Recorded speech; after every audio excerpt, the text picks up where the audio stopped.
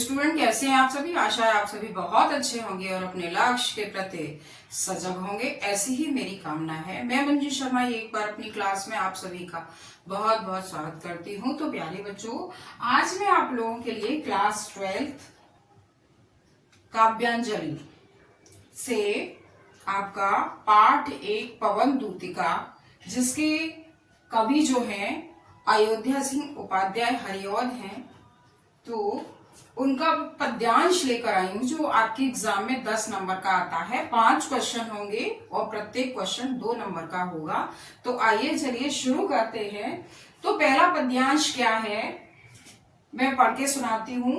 बैठी खिन्ना यक दिवस गेह में थी अकेली, आके आंसू द्रग युगल में थे धरा को भिगोते, आई धीरे इस सदन में पुष्प सदगंध को ले, प्रातः वाली सुपवन इसी काल वातायनों से। फिर है संतापों को विपुल बढ़ता देख दुखिता हो, धीरे बोली सदुख उससे श्री राधिका यों, प्यारी पवन प्यारी प्रातः पवन इतना क्यों मुझे है सताती, क्या तू भी कलुषित हुई काल की क्रूरता से। तो अब देखिए, इसमें 5 क्वेश्चन बनेंगे आपके।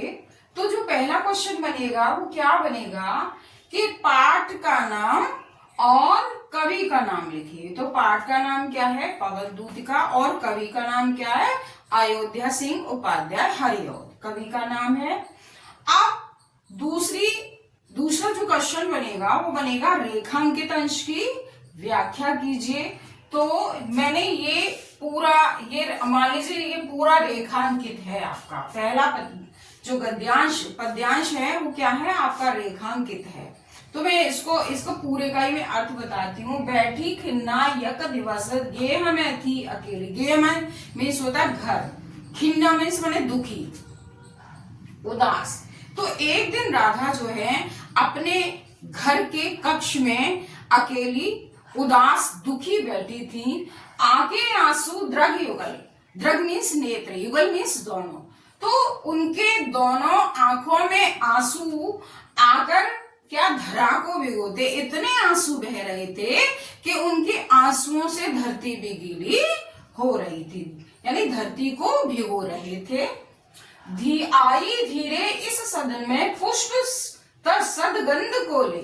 तो उसी समय धीरे से सदन में यानी घर में पुष्प सदगंध, यानी पुष्प माने क्या होता है, फूल, फूलों की सुगंधित वायु को लेकर, यानी सुगंधित वायु, फूलों से सुगंधित वायु प्रातःकालीन बेला में क्या पवन इसी वातायनों से, यानी झरोखों से, यानी कि खिड़की से उनके कक्ष में प्रवेश करती, खिड़की से या झरोखों से उनके कक्ष में प्रवेश करती है। तो ये पूरा मैंने यहाँ नोट किया हुआ है और आप देख सकते हैं।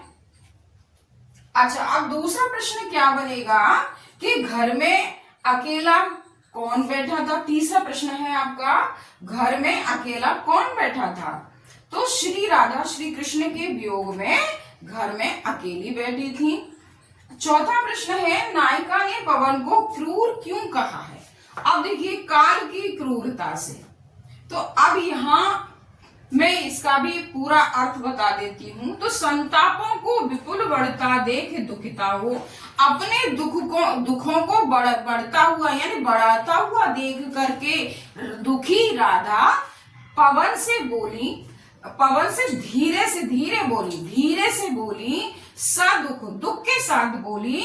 उससे श्री राधिका यानी पवन से धीरे से राधिका बोली। क्या बोली, प्यारी पवन, हे प्यारी पवन, पवन इतना क्यों सताती है मुझे, कि तू मुझे इतना क्यों सता रही है। क्या तू भी कलुषित हुई काल की क्रूरता से, यानी कि क्या तू भी काल समय की क्रूरता से कलुषित हो गई है, समय की क्रूरता से कलुषित हो गई है। कलुषित का मतलब होता है दूषित होना। क्या होना, दूषित होना। तो इस तरह से ये इसका यहाँ अर्थ बनता है।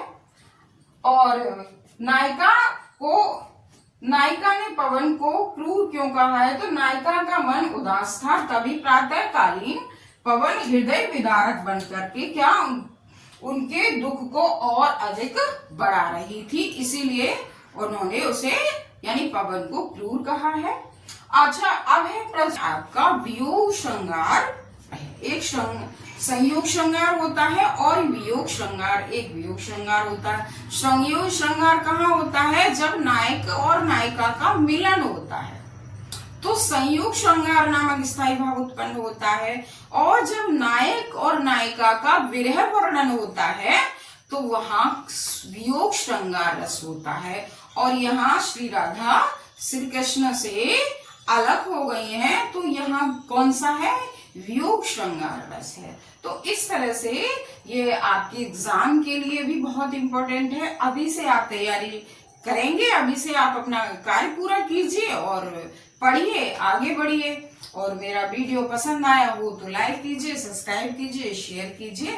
धन्यवाद।